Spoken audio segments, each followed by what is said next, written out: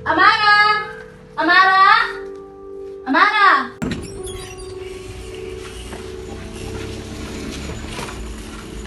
Ano po yan, inay? Pakita mo yung mga ate mo at kakain na tayo, ah. O, sige po.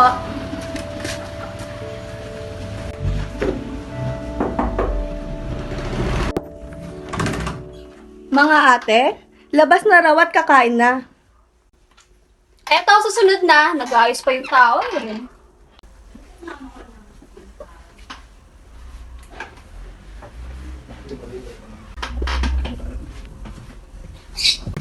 Inay, ano pong ulam? Eto, may niluto akong bansit para sa inyo.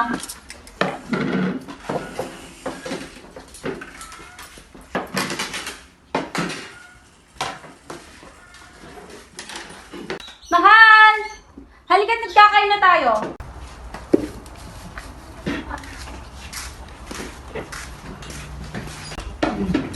Ano yung bagong cellphone? Anong tingnan mo, ha? Wala.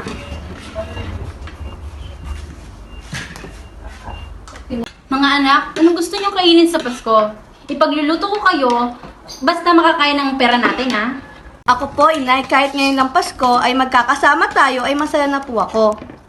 Tama si Amara, Nay. Basta magkakasama lang tayo at walang nagkakasakit sa atin, okay na yun sa akin dahil yun naman ang mahalaga. Naku! Ako ay gusto kong makatanggap sa Pasko. Lalo na kung bagong-bago yung cellphone. Lalo na din kung iPhone ang bibili niyo sa akin. Ako ate, tumigil ka nga. Alam mo namang bahay ang gusto mo. At alam mo din naman hindi tayo mayaman. Ako na kahit ano lang yung sa akin.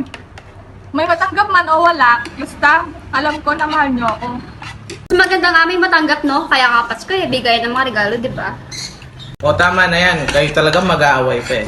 Ang mahalaga ay buo tayong pamilya sa Pasko at ligtas tayong lahat. Tama ba, mahal? Tama ang inyong itay, mga anak. Hindi lang sa araw ng Pasko ay masaya tayo magkakasama. Dapat araw-araw tayo nagbibigayan, nagmamahalan. Walang ibang magtutulungan kung hindi tayo, di ba? Mukhang tapos na rin kayong kumain. Tara na ati-atid ko na kayo sa inyong paaralan. Baka mauli pa kayo sa inyong klase. At papasok na rin ako sa aking trabaho. Mag-iingat kayo mga anak at pagputihin ninyo, ha? At ikaw naman, mahal. Mag-iingat ka, ha?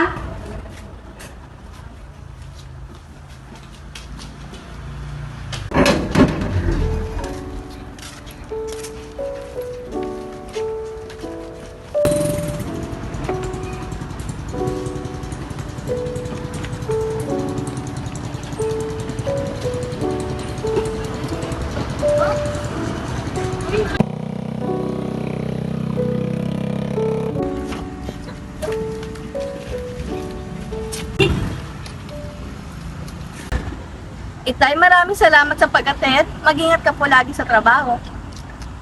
Oo nga po, Itay. At huwag po kayong magpapagod masyado. Ako pa ba mga anak sa sobrang lakas kong to? Oh, Itay, akala ko po bang malakas kayo? Okay lang ako mga anak. Dala lang ng init ng panahon to. O sige, mauna na ako. Baka mauli pa ako sa trabaho. Itay, yung hinihingi ko palang pera. Salamat po dito. Ate naman, kung ano yung hinihingi mo kay Itay, alam mo namang napapagod siya kakatrabaho. Kung makapagsalita ka naman, Ami, kung ano ngayon, kung hingi ako ng hingi kay Itay, maiwan ka na nga kahit may pupuntahan pa ako. Pero ate, sabi ni Inay at Itay, papasok daw tayo. Saan ka na naman ba pupunta? Wala kayong pakay kung saan ako pupunta. Ay naku, yan na nga natin yan. Pumasok na tayo. Ikaw, Alora, tigilan mo nga yung pag-text or chat dyan sa cellphone mo. Baka may kinikita ka na. Ha? Wala. Sige na ate, mauna na ako, Mara.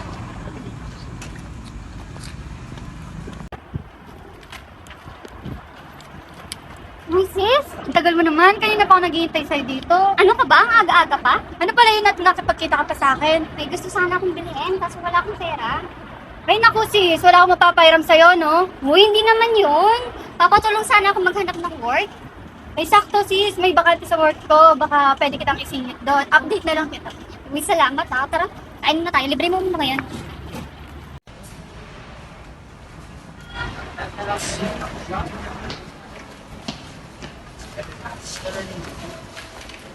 Mauna na ako, ate. Sige, mag-CR muna ako. Sige. Oo, kala mo ba pumasok ka na? Ay, hindi ate, nag-CR lang ako. Sige na, mauna na ako at may pupuntahan pa ako.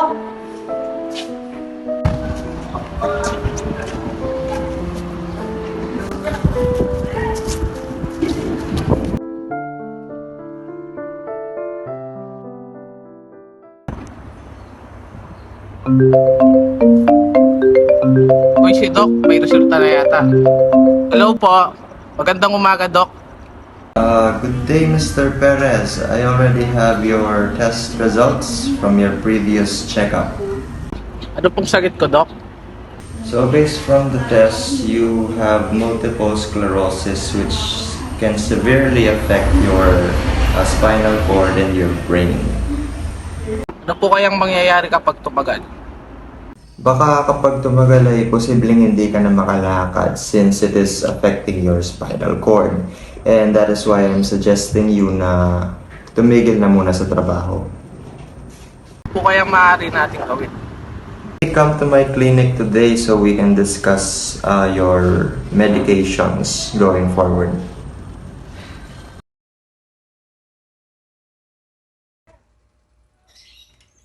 Mahal! Mga anak, halika kayo rito at may sasabihin ako. Andiyan na pala si Itay. Amara!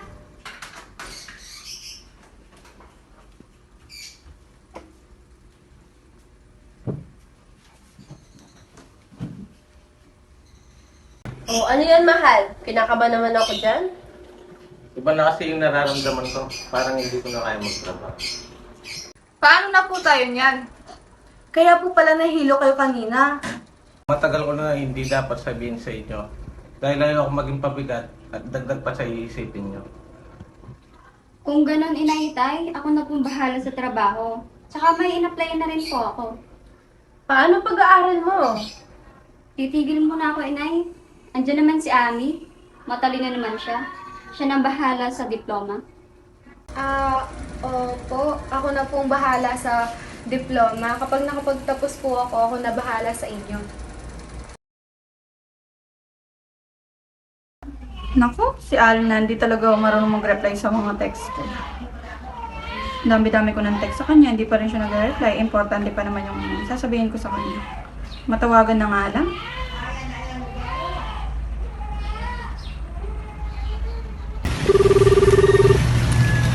Uy, si Molly. Hello, Molly. Ba't ka napatawag? Hello, Alna, ba't di ka nag-reply sa mga text ko sa'yo?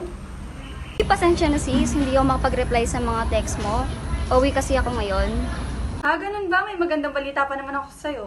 Uy, ano naman yun? Na-excite tuloy ako. Please, nakausap ko na pala yung boss ko na pwede na daw kitang ipasok sa trabaho ko. Hintayin mo na lang yung text na lahat para maayos mo na yung kailangan mong papeles. Talaga ba? O sige, ngayon din. Ayusin ko na yung mga papeles. Salamat ah.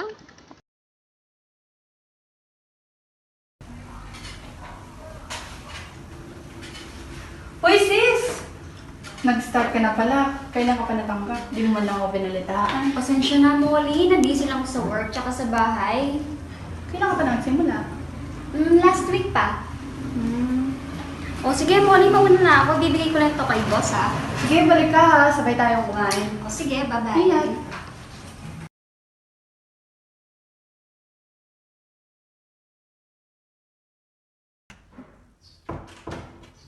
Sir, ito na po rin pinapakuha niyong papeles. Sige, lagay mo na lang dyan. Sir, may sasabihin po sana ako. Ano yan? Pwede po ba makahingi ng extra sahod? Pangdagdag lang po ng pambili ng gamot kay Itay? Sige, sa isang kondisyon. Ano po yun, sir? Ano po yun, sir? Parang kilala ko ata yun ah.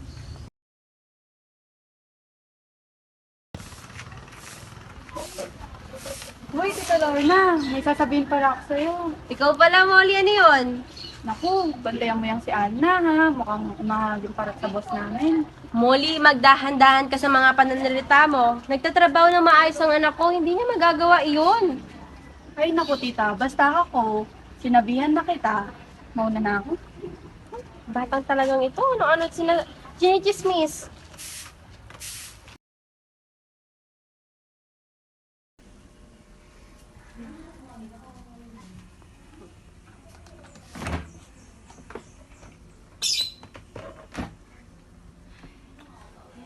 Mga anak ko.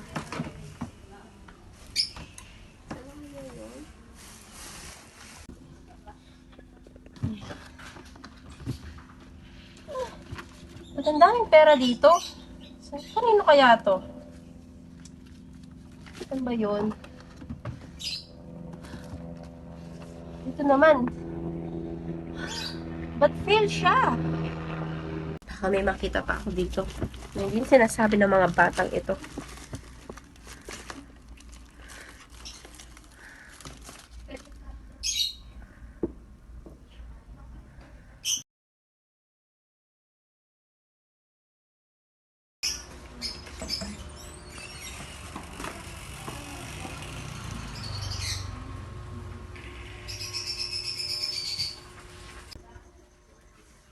Ay, nakakapagod naman magtrabaho.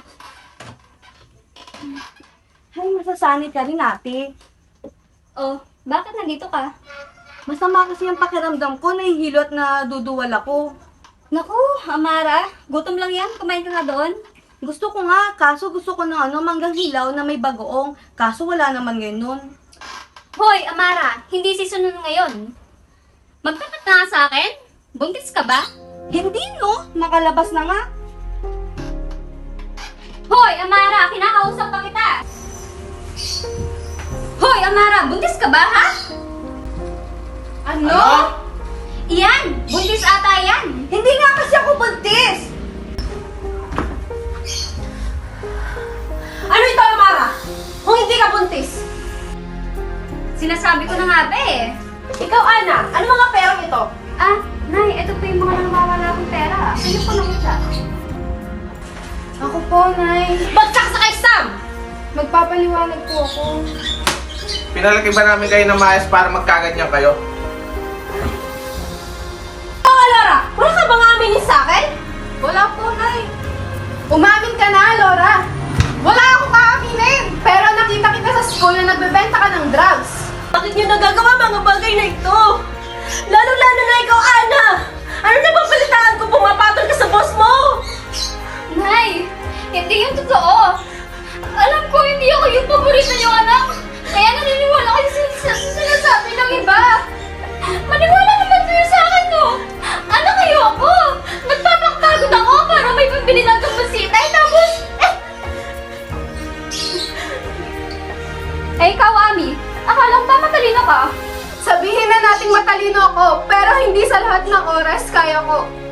Simula nung magkasakit si tatay, hindi ko na-focus yung pag-aaral ko, kaya ako bumagsak. Ni minsan ba, tinanong niyo ako kung kaya ko ba? O kung kailangan ko ba ng tulong? Hindi naman, di ba? Diba sabi ko naman sa inyo na magsasabi kayo sa akin? Ikaw, Bunso! Pinag-edad ka pa lang, buntis ka na! Sus Mariosel! Amara, sinong ama ng iyong dinadala? Hindi ko nga alam kung sino ang man dinadala kong to. Ginahasa ako, narinig niyo ba? Yung bunso niyong anak ay ginahasa! Sinungaling? Nakita ko sa cellphone mo may nobyo ka? Eh, ikaw nga eh! Kahit hindi mo nobyo, nagpapagalaw ka! Magkaiba tayo, Amara. Tumigil na nga kayong dalawa! Tumigil? Ikaw nga yung pinakamalala rito eh. Nagbebenta ka ng drugs. Iniisip mo ba yung ginagawa mo? Oo. Eh, ikaw nga yung walang isip dito eh. Anong sabi mo? Gumagamit ka ba, Laura? Opo, Itay, pasensya na po. Nagawa ko lang naman yun dahil gusto kong makalimut sa problema natin sa buhay. Anak nang! Hindi ko na alam kung gagawin ko sa inyo! Maghiwa-hiwalay na nga tayo dito. Aalis na ako. Ako din. Ako rin, aalis na ako. Sigurado ka na ba, ate? Sigurado na ba kayo dyan? Please lang. Mga anak, pasensya na. Huwag na kayo malungan. Saan ba tayo Tapos supuin o problemang di makita, sanang salarin. Tayo ba ay naging makasarili? Sarado ba ang Hello po? bang mag-stay muna dyan ako sa inyo? Nakikinig ka ba sa akin? Di kita gustong awayin. Pareho ang ating hangarin. Ang kadiliman ay basagin.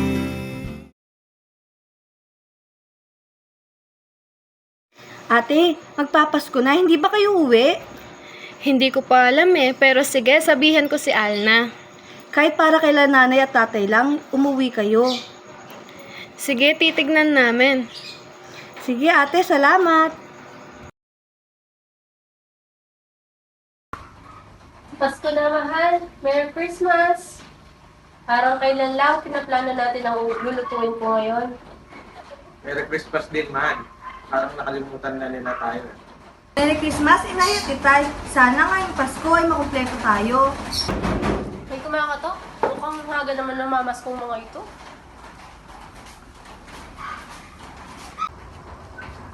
Inay! Ito mga anak. Asan si Itay, Inay? Yan sila, oh. Itay! Amara! Merry Christmas, mga anak! Merry Christmas din, Tay! Dinilig ng Diyos ang aking panalangin. Wow, Amara, laki na ng tiyan mo. Aninang ako, ah. Uy, ako din, ah! Sige ha, basta di na kayo aalis. Never na.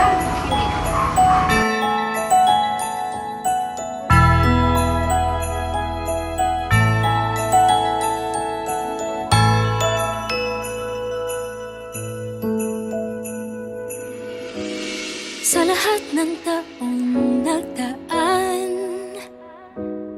kasiyahan o kalungkutan, always there for each other, kinaya natin together. Forever, forever, family is forever. Inag-isa tayo ng Diyos at pag-ibig, may iisang puso at isang tinig. Forever, forever, family is forever.